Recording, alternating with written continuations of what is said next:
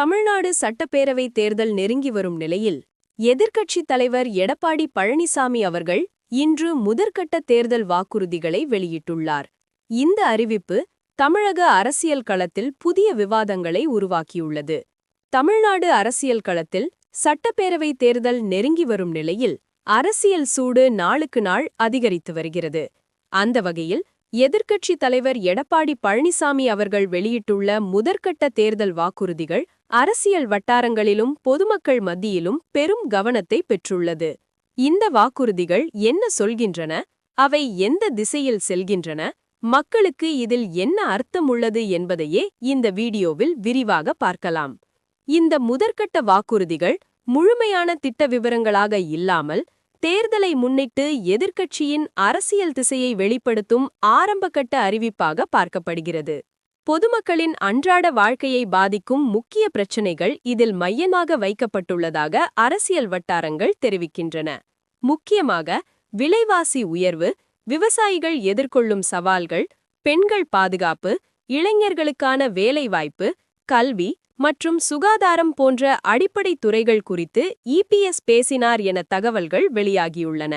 இவை அனைத்தும் பொதுமக்கள் நேரடியாக தொடர்புடைய விஷயங்களாக இருப்பதால் தேர்தல் நேரத்தில் முக்கிய தாக்கத்தை ஏற்படுத்தக்கூடிய அம்சங்களாக பார்க்கப்படுகிறது.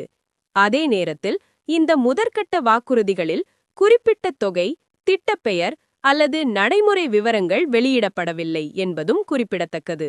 இது வரும் நாட்களில் விரிவான தேர்தல் அறிக்கை அல்லது அடுத்த கட்ட வாக்குறுதிகள் வெளியிடப்படும் என்ற எதிர்பார்ப்பை உருவாக்கியுள்ளது. அரசியல் பார்வையாளர்கள் கூறுவதன்படி இந்த அறிவிப்பு எதிர்க்கட்சியின் தேர்தல் பிரச்சாரத்தின் தொடக்கமாகவே பார்க்கப்படுகிறது. கடந்த கால ஆட்சியில் செயல்படுத்தப்பட்ட திட்டங்களை நினைவூட்டுவதோடு தற்போதைய அரசின் செயல்பாடுகளை ஒப்பிட்டு பேசும் அரசியல் ஜன்னாகம் இதில் வெளிப்படுகிறது.